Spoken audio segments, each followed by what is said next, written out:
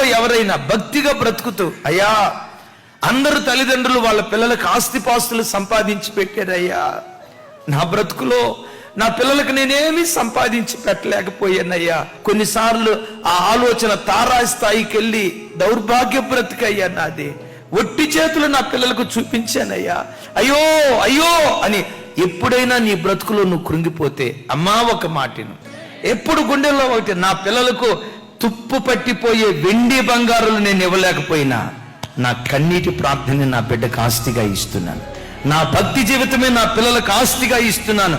ఈ ఆస్తి ఎన్నటికీ ఎప్పటికీ తరగని ఆస్తి. పిల్లలను గూర్చి ఏడుస్తున్న తల్లి, పిల్లలను గూర్చి ఏడుస్తున్న తండ్రి, నీ ప్రార్థన వ్యర్థం కాదయ్యా, నువ్వు కార్చిన కన్నీరు వ్యర్థం కాదమ్మా. నువ్వు కార్చిన కన్నీళ్లను దేవుడు గుర్తుకు తెచ్చుకొని నీ పిల్లలను నా దేవుడు కరుణించును కాక.